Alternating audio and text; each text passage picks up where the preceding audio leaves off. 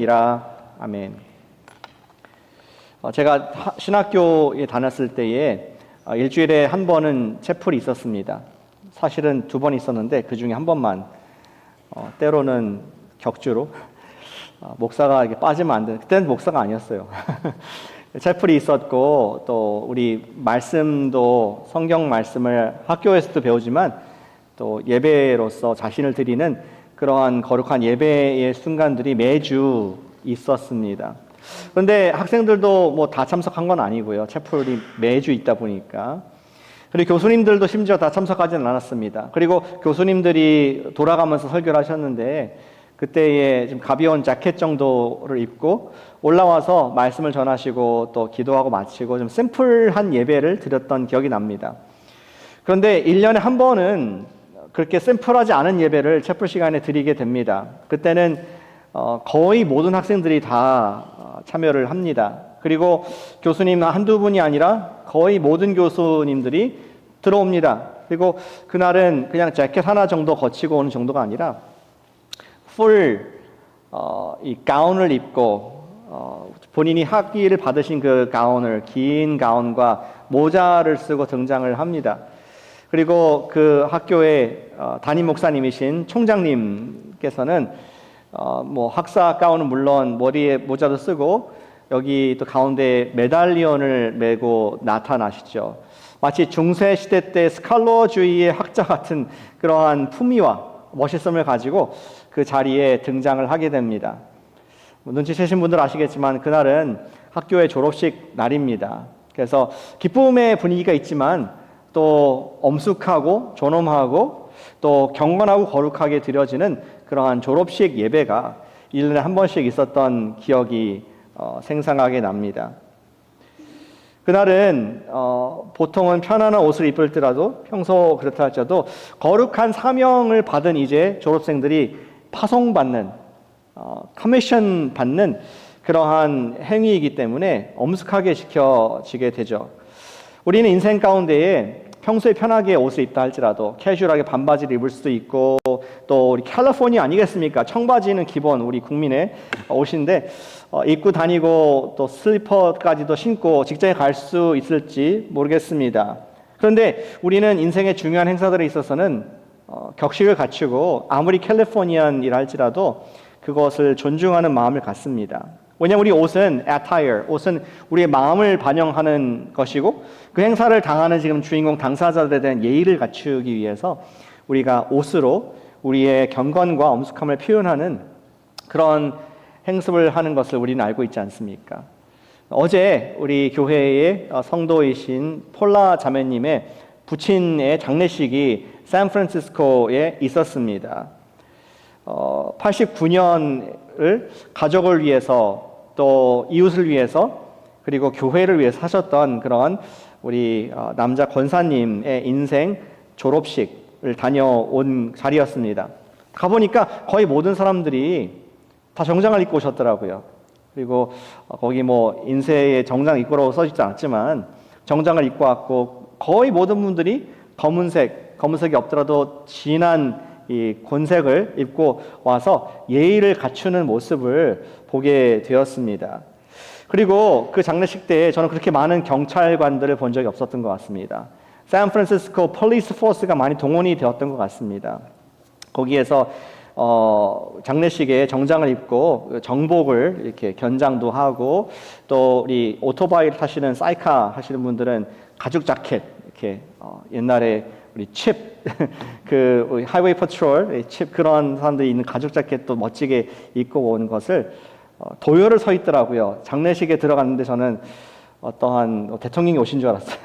그러한 좀 사모만 정도 분위기가 있었습니다. 근데 여러분들 아실 것은 그 돌아가신 권사님의 두 아드님이 샌프란시스코에서 경찰로 근무를 하고 계세요. 그리고 최근에 그 둘째 아드님은 막내 아들이신 것 같은데 그 커맨더로서 승진이 돼서 그 집안의 경사였다는 것을 제가 들은 적이 있습니다. 우리는 인생의 중요한 순간에 그것이 입학식이 되었던 졸업식이 되었던 결혼식이 될 수도 있고 또는 회사를 입사하기 위해서 인터뷰를 본 자리가 될 수도 있겠습니다. 그리고 교회의 안수식 그리고 인생의 졸업식, 이런 행사에 있어서는 우리가 옷가짐을 다르게 하고 마음을 다르게 합니다. 우리 예비 의사가 되는 우리 메디컬 스쿨에 들어간 입학식에서도 화이트 코트 세러머니를 하지 않습니까? 본인들이 정말 이제 내가 중요한 일을 한다, 생명을 살리는 일을 한다는 의미에서 화이트 코트를 입고 의사가 입는 가운이 있죠. 그리고 히포크라테스 우리 언약을 하면서 나는 이 생명을 존중히 여기는 일들을 평생 하겠습니다. 그런 언약을 하고 또 같이 온 우리 하객들은 그것을 지지하고 축하해주는 그런 의대생의 입학식을 여러분들은 본 적이 있으실 것입니다. 비록 우리가 매일 주님 앞에서 각자 사명을 감당할 때 항상 정장을 입고 살진 않겠지만, 그러나 존엄성을 가지고 단정함을 가지고 주님의 일을 마음가짐을 가질 필요가 있습니다. 특별히 생명과 관계된, 특별히 복음과 관계된 그런 영원한 생명과 관계된 주님의 일을 할 때에는 우리는 더욱더 마음을 새롭게 하고 거룩하게 할 필요가 있습니다. 오늘은 주님의 말씀을 듣는 날, 말씀을 또 전하는 날, 정장을 입는 마음으로 우리가 주님 앞에 서는 예배하는 날입니다. 이 말씀을 통해서, 오늘 주시는 말씀을 통해서 우리 마음이 좀 새로워지길 원합니다. 내가 God 직장, 하나님의 일을 하는 사람이구나. 그리고 나에게 주신 사명이 이것이구나. 끝까지 충성할 수 있기를 바라는 마음으로 이 글의 저자이신 바울이 성령님이 쓰셨고, 오늘 제가 또 말씀을 전파할 수 있는 그런 특권을 얻게 되었습니다.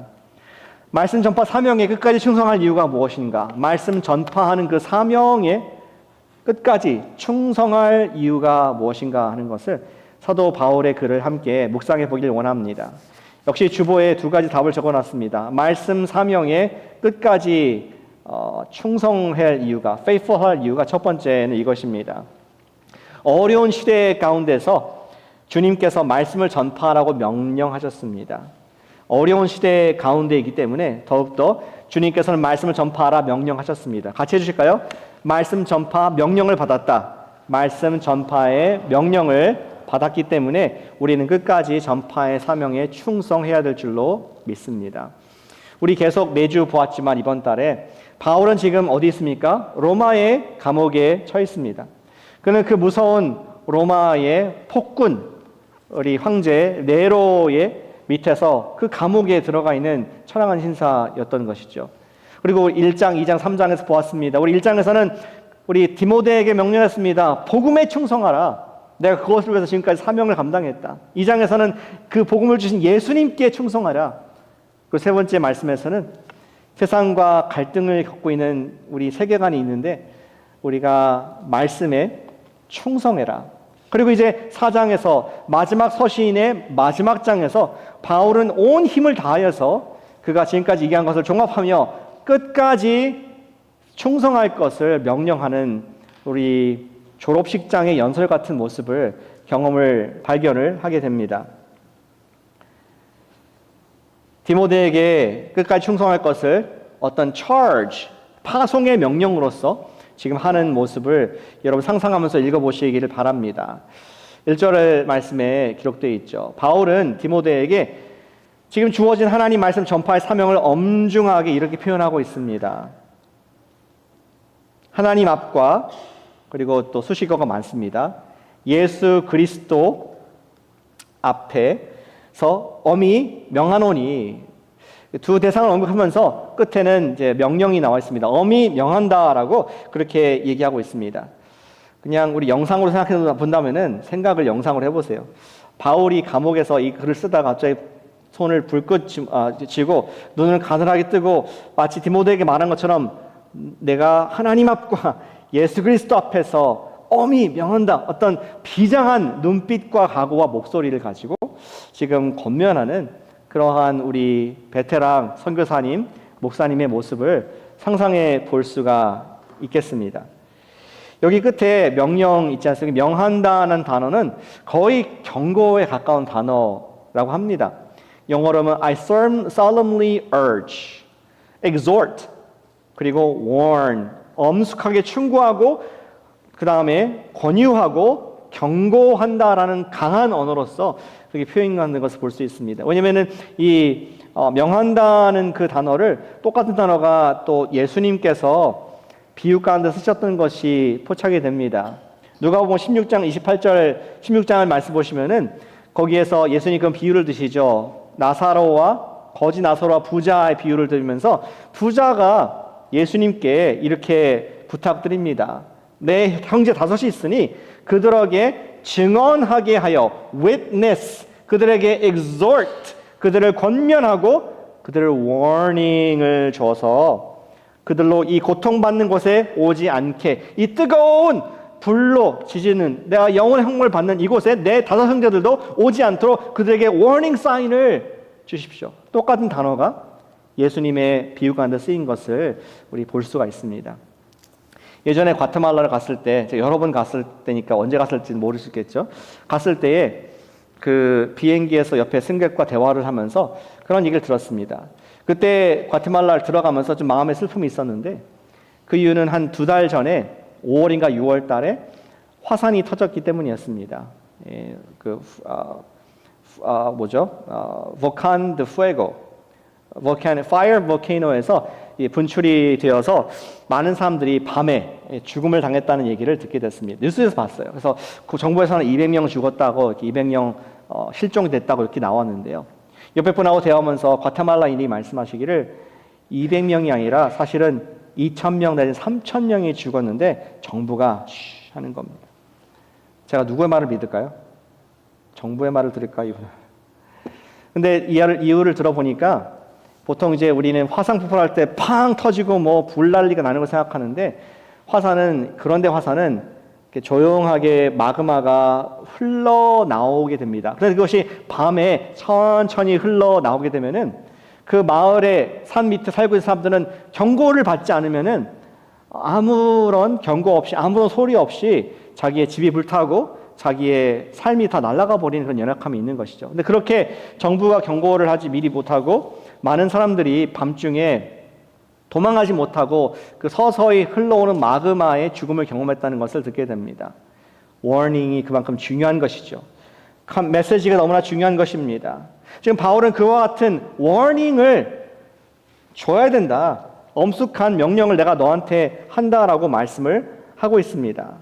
그러면서 그 내용이 무엇인지, 이렇게 생명을 줄 만큼 중요한 명령이 무엇인가 하는 것을 그 다음 2절에서 말씀하고 있습니다. 너는 말씀을 전파하라. Preach the word. 어떠한 대통령, 우리 대변인이 대통령실에서 전파하는 것 같은 그 단어가 전파라는 뜻입니다. 전파하는 것은 내가 그냥 내 경험과 간증과 내 생각을 얘기하는 시간이 아니지 않습니까? 대통령님께서 이렇게 행하셨고 앞으로 이런 일정이 있고 또 이런 일들이 일어나고 있습니다라고 대변인은 정확하게 대통령의 권위를 가지고 말하는 그 귀한 자리입니다. 마찬가지로 말씀을 전파하라는 것은 무슨 말씀? 하나님의 말씀, 복음의 말씀, 예수님의 말씀을 그러한 전파하는 대통령, 우리 실의 역할을 하라라고 말씀을 하고 있는 것입니다. 그래서 그들이 목숨을 구원할 수 있도록 하는 것이 지금 주시는 명령인 것이죠. 다시 말해서 설교자는, 설교하는, 또 말씀을 전파하는 우리 크리스천들은 하나님의 말씀에 관한 것을 말씀을 하는 것입니다. 내가 말하는 것이 아니라 하나님 말씀을 알아들을 수 있도록 설명해주고 전파하고 또 설득하는 그러한 것이 말씀 전파입니다. 그리고 이 중요한 것을 어떻게 해야 될지 더 자세하게 우리 2절에 나와 있죠. 거기 보면은 때를 얻든지 못 얻든지, 원어로 보시면은 카이로스, 카이로스. 는 부정의 의미가 있죠. 유는 좋다, 유럽, 좋은 땅, 이런 뜻이 아닙니까? 좋은 때이든지 나쁜 때이든지 관계없이, 그때가 여름이든지 겨울이든지 가을이든지 우리 봄이든지 관계없이 하나님 말씀을 수시로 생명에 관계된 말씀을 전하라. 그것은 예수님이 오시기 전까지 계속할 말씀이라는 것을 얘기해주고 있습니다. 그리고 또 어떻게 말씀을 전파할지 계속 설명이 있죠. 경계하고 경책하라라고 되어 있습니다. 경책하고 경계하라. 이것은 그런 비유를 제가 여러 번 들었습니다. 하나님 말씀을 거울 삼아서 여러분들이 좀 삐뚤어진 것이 없나 스스로 커렉션을 하라는 그러한 말씀의 전파의 기능을 말씀하고 있는 것입니다. 제가 늘 쓰는 비유니까 좀 이해하실 것 같은데, 아침에 거울 다 보고 오셨죠? 오늘 거울 보고 나서 오늘 좀 부시시하네, 오늘은 머리를 안 빗었네 하고 그냥 무시하고 오시는 분 계십니까? 다 지금 거울 보고 오신 것 같아요. 지금 한 분도 예외 없이 우리 제가 아는 청년, 저쪽인 청년은 안 보고 오는 경우가 있는데 다 보고 아주 말끔하게 Ladies and Gentlemen으로 오신 것 같습니다. 커렉션 한 거죠. 머리가 떴네, 가라앉히고, 내가 뭘 묻었네, 지우고, 화장이 없네, 화장하고, 이쁘게 또 멋있게 하기 위한 것이 거울의 기능 아니겠습니까? 경계하고 경책하라. 하나님 말씀이 내 마음 비춰주실 때 내가 속에 죄가 있네, 내가 교만했네, 어제 내가 말 실수를 했네, correction 하기 위한 목적으로 말씀을 전파하라. 생명에 관계된 일이다 라고 지금 바울 선생님을 통해서 얘기해주고 있는 것입니다. 그리고 맨 끝에 권하라라는, 하나님 말씀을 전할 때 어떻게 하냐, 권하라, 그것을 encourage 하는 말씀을 되어 있습니다. exhort, encourage 라는 권하라는 말씀을 해주고 있습니다. 제가 누차에게에서 우리 교회에서 이 권하라의 원어의 뜻이 무엇인지 모르신다면 간첩이시 않을까. 갑자기 다 간첩된 기분이신가요? 그런데 권하라 했을 때 그 유명한 단어 파라칼레오라는 단어입니다. 파라, 옆에, 칼레오, call, 옆으로 불러내라. 명령하라 또는 뭐 억지로 시키라는 것이 아니라 invite해라. 함께, 내가 너무 좋은 맛집을 발견했는데 혼자 알 수가 없어서 내가 제일 좋아하는 친구와 내 가족들에게 invite, 야, 여기 맛있는 짜장면 피자 찾았어, 맛있는 피자집 여기 명품이야, 미슐랭 셰프가 운영해 라고 권하는 것처럼 하나님 말씀을 마지막 때에 그렇게 파라칼레오, 옆에 동참시키라 말씀을 하고 있습니다. 마치 그 옛날 에디오피아 내시가 광야에서 성경을 혼자 읽었을 때에 그 옆에 빌립 빌립 집사님이 있지 않았습니까? 내시가 웰컴, 파라칼레오, 내 옆에 오셔서 이 뜻이 무엇인가 얘기해 주세요. 그렇게 했던 기억이 납니다. 그리고 이 말씀 전파하는 방법은 또 있습니다. 9절에 보시니까 오래 참음과 with great patience도 되어 있습니다. 힘쓰라, 오래 참음으로 힘쓰라고 되어 있는데 말씀 전파에 있어서는 상대가 이해할 수 있도록 기다려주고 또 반복하고, 제가 하는 일인데 반복하고 또 그것을 적용할 수 있도록 권면하는 그러한 것이 오래 참음으로 이루어진다는 것을 얘기해주고 있습니다. 오래 참을 이유가 뭘까요? 그 말씀을 아는 것만 되지 않고 또 사는 건 또 다른 문제 아니겠습니까? 얼마나 사는 게 힘들면은 우리가 셀 그룹까지 만들어 가면서까지, 교회를 만들어서까지 우리가 오래 참으면서 하나님 말씀을 전파하고 있겠습니까? 그러면서 사도 바울은 마지막 때 현상이 쉽지 않기 때문에 이러한 말씀 전파하는 것을 신중하게 그리고 오래 참고 권함으로 감당하라고 말씀을 하고 있습니다. 마지막 때 현상은 사람들이 진리의 가르침을 추구하기보다는 본인의 마음의 욕구를 채우는 이야기로 가득 우리의 머리와 우리의 시간과 우리의 플레저를 차지하고 있는 마음이 있기 때문이라고 정확하게 얘기해 주고 있습니다. 그것이 바로 3절의 말씀이죠. 때가 이르리니 사람이 바른 교훈, good doctrine, sound doctrine, 건강한 doctrine이 아니라, 말씀이 아니라 귀가 가려워서 자기의 사욕을 따를 스승을 많이 두고, 내가 듣기에 좋은 얘기, 달콤한 얘기, 건강과 관계없이 내 입에 좋은 얘기, 내 귀에 좋은 얘기, 그런 거 뭐라 그러나요? 정크푸드 아니겠습니까? 제가 좋아하는 정크푸드. 이러한 스낵을 건강하진 않지만 우리가 좋아하는 이런 것들을 사람들이 더 많이 craving, desire, passion 갖고 있다, 이런 스승을 찾고 있다라는 것을 우리 사도 바울이 꿰뚫어 보고 있습니다. 우리는 사도 바울 시대보다 더 이 욕망이 강하다는 것을 보면서 흠칫 놀라게 됩니다. 오늘날에도 이런 일이 일어나고 있죠. 사람들이 바른 교훈을 받지 아니하며 아까 말한 어떠한 진리의 말씀보다는 영화라도 어떤 이야기라도 내가 즐거울 수 있는 이야기를 선호합니다. 그리고 귀가 가려워서 자기의 사욕을 따를 스승을 많이 두고 있습니다.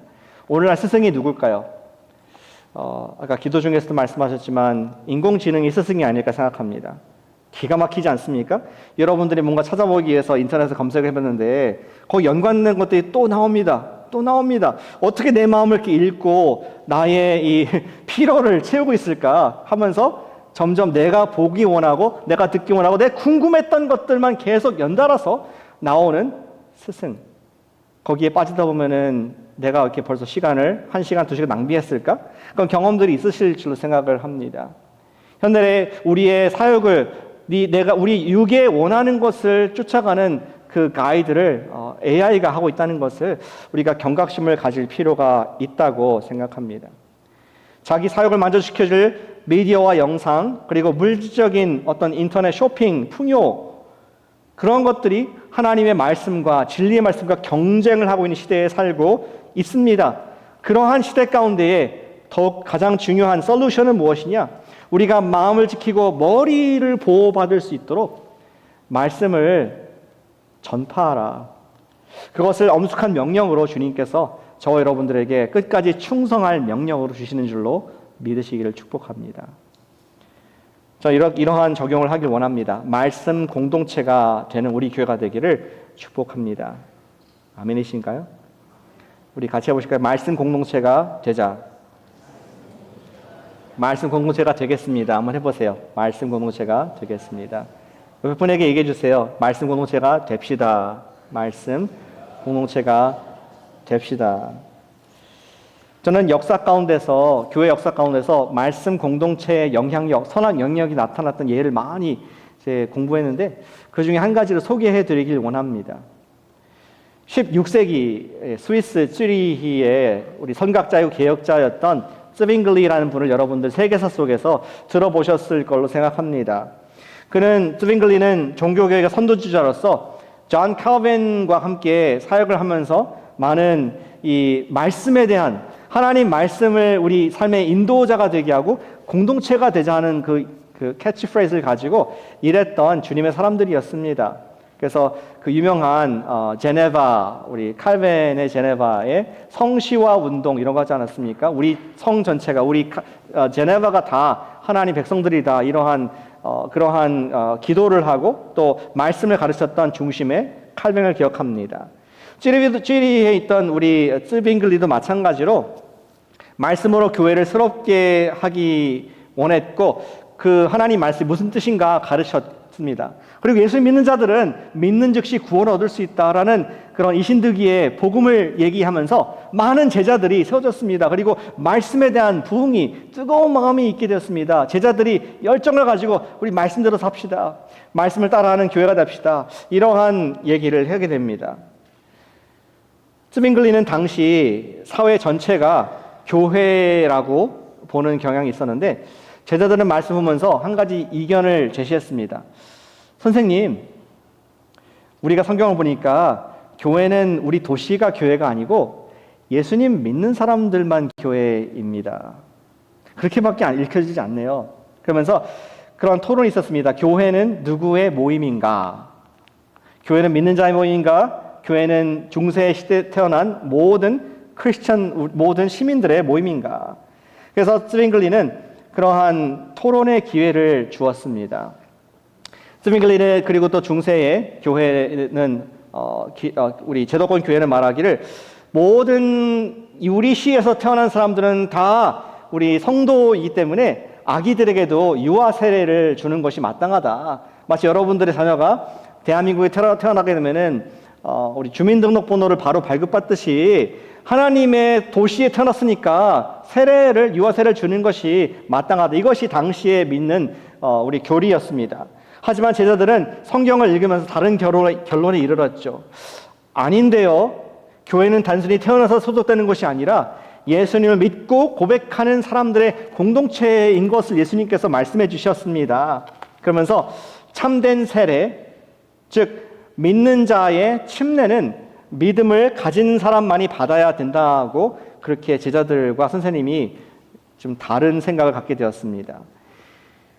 선생님과 제자의 두 입장은 충돌을 하게 되죠. 그래서 이 마음이 넓은 선생님은 도시에 2번이나 토론회를 갖게 했습니다.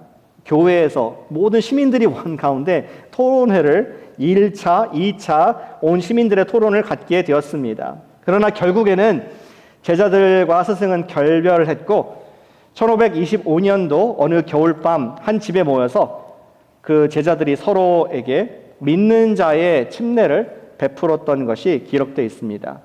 그것이 우리 교회사에서 말하는 아나베프티스트, 다시 세례, 다시 침례, 아나베프티스트 운동이 시작되었습니다. 그 결과 아니 너가 너희들끼리 침례를 풀었어? 하면서 핍박이 시작됐습니다. 그리고 심지어 그 지도자였던 펠릭스 만스는 취리강에 그가 던져져서 생명을 잃는 순교를 경험하게 됩니다. 하지만 그들의 피는 뿌려내려 훗날 침례교회와 같은 신앙 고백 공동체의 전통으로 이어졌습니다. 이렇게 말씀의 의미를 나누고 토론하며 그리고 심지어 말씀의 의미를 지키기 위해서 목숨까지 버린 전통이 우리 침례교 안에 있다는 것이 참 저한테는 자랑스러운 역사에 주님께서 일하셨던 현장입니다. 그런데 지금 역사를 돌아볼 때에 They were right. 아나베프티스트들이 맞았다. 국가와 교회가 분리되는 것이 맞았구나. 보통 역사는 우리 hindsight는 뒤를 돌아보는 시선은 2020 비전이라고 하지 않습니까? 앞에는 잘 안 보여도 뒤를 볼 때는 명확하게 보입니다. 우리 중에 현대 국가에서 누구도 국가와 교회의 분리를 동의하지 않는 분은 없습니다. 법에까지도 기록이 되었습니다. 이러한 영적인 진보는 말씀 공동체를 통해서 이루어진 것입니다. 저는 미래를 꼭 보게 됩니다. 우리 교회도 서로 말씀 안에서 대화하는 꿈을 꼭 보게 됩니다. 주로 제가 주일날 말씀을 전하지만 그런데 우리 공동체 안에서 서로 대화를 하면서 삶의 문제들을 복음으로 풀어볼 수 있기를 초대하고 축복합니다. 더 나아가서 우리 사회의 문제들도 현재 미국의 아이스, 반이민, 또 추방 이런 얘기 많이 있는데 우리 성경에서는 이에 대해서 어떤 입장을 취해야 되는가? 하나님 말씀 무엇을 말씀하고 있는가? 또 우리 잘 알려진 우리 젠더 이러한 섹스 배틀 이런 것들이 있는데 화장실 그냥 하나 더 만들어서 다룰 문제가 아니라 성경에서는 남자와 여자를 어떻게 존귀하게 우리 마음의 변화를 어떻게 주는 것이 주님의 뜻인가? 그동안에 많이 불공평한 것이 있었는데 성별에 그러나 주의 말씀은 그냥 단순히 어떤 정책과 제도와 화장실 정도가 아니라 우리 마음에 어떤 변화를 갖기를 원하시는가에 대한 주님의 음성을 듣는 또 나눌 수 있는 안전한 공동체 그러한 공동체를 저는 꿈을 꾸어보게 됩니다. 마지막 때가 올수록 사람들이 트렌드 앤 패드 자기의 육이 원하는 걸 따라가는 시대 가운데에 하나님의 말씀, 복음은 예수님께서는 어떤 말씀하시는가? 말씀을 전파하라. 우리 그러한 문제들을 해결할 수 있는 말씀 공동체가 되기를 우리 코너스톤 교회 여러분 성도님들을 축복합니다. 우리가 끝까지 말씀 전파에 충성할 이유는 그분께서 우리에게 엄히 명하셨기 때문입니다. 그리고 두 번째 이유가 있습니다. 끝까지 말씀 전파에 충성할 이유는 이것이죠. 끝까지 충성하는 자들에게는 의의 면류관이 주어진 줄로 믿습니다. 같이 해보실까요? 의의 면류관이 주어진다. 의의 면류관이 주어진다. 5절 말씀에 바울은 한 번 더 중요한 건 강조합니다. 너는 전도자의 일을 하라. 교회에서 전도사가 되라는 것이 아니라 evangelist, 하나님 말씀을 전파하는 일을 너는 계속 감당하라 말씀하고 있습니다. 하나님께서 저 여러분들에게 마지막에 당부하신 사명을 기억하면서 깨어있으라, be sober, 깨어있으라, wake up, 그런 말씀을 디모데에게 했습니다. 바울은 자신에게 남아있는 시간이 얼마 남지 않았음을 잘 알았기 때문이죠. 6절 말씀에 그렇게 적혀 있지 않습니까? 아마 성령께서 알려주신 것 같아요. 너는 바울 전제와 같이 다 네 인생이 부어졌고 떠날 시각이 멀지 않았다. 그래서 디모데 후서 5장이 없습니다. 4장으로 끝나고 더 이상 바울의 글은 더 이상 없습니다. 사실 우리도 우리 인생이 그렇게 길지 않다는 것을 장례식 갈 때마다 느끼게 됩니다. 바울은 자신의 사명을 다한 후에 주님께서 자신과 전도자들에게 의의 면류관을 예비해 주셨다는 것을 우리가 알기를 원합니다. 7절, 8절 읽겠습니다. 나는 선한 싸움을 싸우고 달려갈 길을 마치고 믿음을 지켰으니 내가 충성을 하나님의 복음과 예수님과 말씀에 충성을 다했으니 8절, 이것 때문에 내가 끝까지 갈 수 있다. 더 갈 수 있다. 8절, 이제 후로는 나를 위하여 의의 면류관이 예비되었으므로. 그리고 이 의의 면류관이라는 좀 알 수 없는 이러한 것은 바울이기 때문에 특별히 주어진 것이 아니라 모두에게 주어졌다. 주곧 의로우신 제사장이 그날에 내게 주실 것이며 내게만 아니라 주의 나타나심 재림이죠. 다시 오실 것을 사모하는 모든 자에게도 의의 면류관을 줄 것이기 때문에 끝까지 말씀 전파 사명에 충성하라. 이런 말씀을 우리 바울 선생님이 성령으로 말씀을 해주고 있습니다. 의의 면류관은 무엇일까요? 사실 아는 사람이 아무도 없습니다. 근데 그냥 그대로 문자적으로 반다면은 의의 면류관, You are right. 너가 옳았다. 아까 아나베프티스트 얘기했잖아요. They were right. 근데 그것을 옆에 있는 친구가, 선생님이, 교수님이, 뭐 대통령이 You are right 하는 게 아니라 누가 주신다고요? 하나님께서 You're right. 너는 righteous. 마치 그 옛날에 욥과 친구들 3명, 4명의 친구 되었을 때에 여러 가지 토론이 많았습니다. 네가 맞냐, 내가 맞냐. 그런데 하나님께서 딱 정리해 주시죠. 38장에서 Job is right. 넌 얘 말 들으라 하니까 딱 다 끝나게 됩니다. 42장으로 끝나게 됩니다. 그때 하나님께서 여러분들에게 You are right. 너는 의로운 삶을, 옳은 삶을 하나님 말씀에 전파하는 삶을 살았다라고 그런 사람의 칭찬이 아니라 하나님의 영광과 칭찬과 존귀를 인정하심을 주실 줄로 믿으시기를 축복합니다. 여러분들의 금은 보화를 얻기는 것이 목적이십니까? 돈으로 주세요, 하나님. 그런 마음이 있으실지 모르겠습니다. 조금 더 성경 읽으셔야 될 것 같습니다.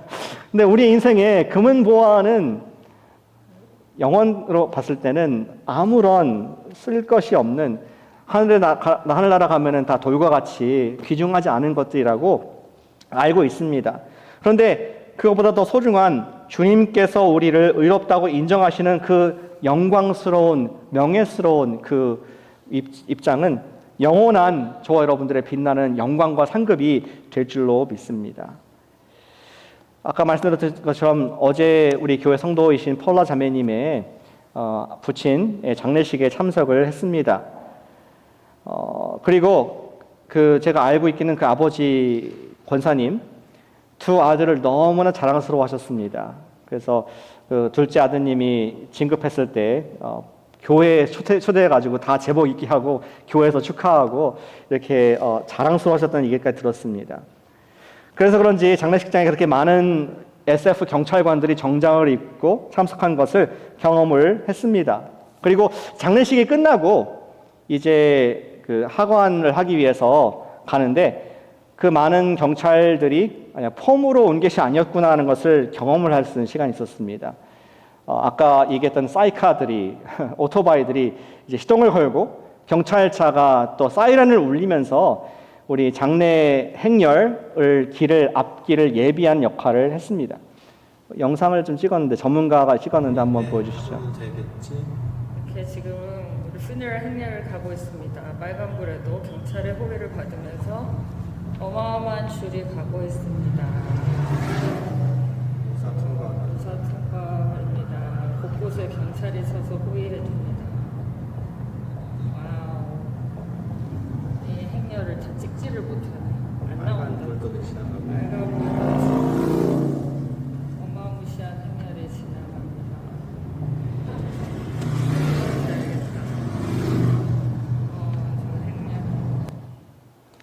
엄청 민망했습니다. 보통 제가 반대쪽에서 있지 않습니까? 누군가 길을 막아가지고 하염없이 트래픽을 기다리고 있는 입장에 있었는데 제가 그 트래픽을 일으키는 위치에 있었습니다.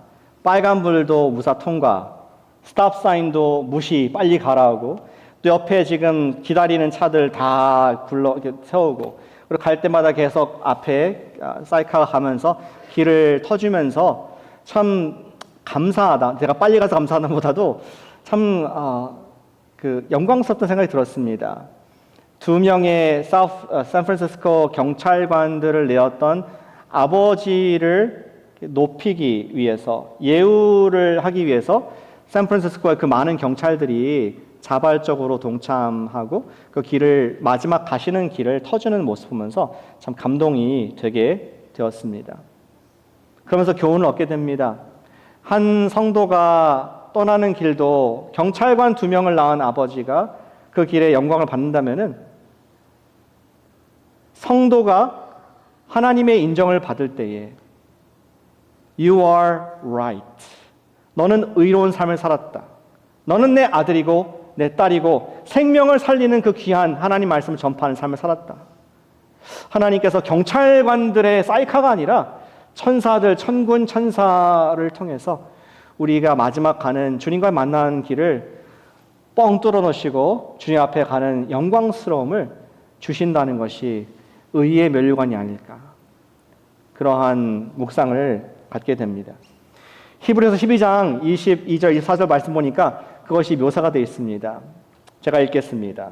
그러나 너희가 이른 곳은 시온산과 살아계신 하나님의 도성인 하늘의 예루살렘과 천만 천사와 하늘에 기록된 장자들의 모임과 교회와 만민의 심판자이신 하나님과 및 온전하게 된 의인의 영들, 저 여러분들, 그리고 새 언약의 중보자이신 예수와 아벨의 피보다 더 나은 것을 말하는 뿌린 피, 예수님의 앞과 하나님의 앞, 그리고 거룩한 시온 예루살렘 성에서 우리를 환영할 10,000명의 천사의 무리를 기록하고 있습니다. 사랑하는 여러분, 우리 끝까지 충성하실 수 있기를 축복합니다. 주님의 상을 바라보면서 말씀 전파의 사명 감당하는 우리 개인과 우리 코너스톤 교회가 되기를 예수님의 이름으로 축복합니다. 저는 뭔가 적극적으로 이렇게 적용할 수 있는 걸 좋아하거든요. 그래서 잊지 않고 또 어떤 형태든지 하게 되기 때문에. 그래서 지난 수년간 우리 교회에서는 모닝 월십을 해왔습니다. 전교인 큐티 나눔을 나름대로는 꿈꾸고 있습니다. 모든 분들이 하나님 말씀을 나눌 수 있기를. 현재는 화요일, 목요일 저와 함께 말씀을 나누고 있습니다. 제가 말씀을 설명해드린 그 오늘 본문, 그리고 미리 묵상하신 성도님께서 이 말씀을 내가 어떻게 은혜 받았는지, 때로는 힘들었던 것들, 때로는 내가 이렇게 살겠습니다 각오를 하고 이러한 말씀에 대한 반응을 보실 때 참 제가 은혜가 되고 감동이 됩니다. 저분이 하나님께서 여기 만지고 계시구나. 그래서 그런 분들을 제가 파라칼레오라고 부르고 있습니다. 말씀의 권면자. 그 말씀의 권면을 받고 초청에 응해서 순종하고 계시고, 또 그분들 때문에 함께 듣는 예배 드린 분들도 파라칼레오, 같이 부를 수 있는 역할을 하시기 때문에 저는 그러한 말씀 공동체가 참 즐겁습니다. 우리가 여러분들을 초대합니다. 모닝 워십의 파라칼레오로 저한테 말씀해 주세요. 함께 말씀을 전하기 원합니다. 그 연습을 해보기 원합니다. 그리고 여러분이 파라칼레오로 조인하지 않으시더라도 이제 가을이 시작합니다. 새로운 계절, 주님께서 또 새로운 사회의 기회를 주시는데 여러분을 셀 가운데서 다시 말씀 공동체를 일구어 가시기를 축복합니다. 다시 한번 허물어졌던 우리 성경 통독의 습관들 격려하시길 바랍니다. 또 매주 매일 나눴던 우리 말씀 나눔, 큐티 나눔을 우리 셀에서 하시기를 축복합니다. 여러분의 나눔이 누군가를 살리게 됩니다. 여러분의 나눔이 자신을 살리게 되고 또 주님 나라에 주님께서 의인이라고 칭해 주시는 영광스러움이 우리 평생 있게 될 줄로 믿습니다. 그러한 우리 비전을 담고 정말 하나님의 예수님께 다시 오실 때까지 내가 이 말씀 전파자의 전도자의 사명을 감당하겠습니다. 말씀을 전파하겠습니다. 그런 우리 교회가 될 때에 우리 코너스톤 모든 분들이 의의 면류관을 다 받아 쓰시는, 한 분도 예외 없이 하나님의 인정과 칭찬과 영광을, 존귀를 주님 만날 때까지 받으시는 우리 귀한 성도가 되시기를 진심으로 기도하고 축복합니다. 기도로서 우리 마음을 반응 올려드리겠습니다.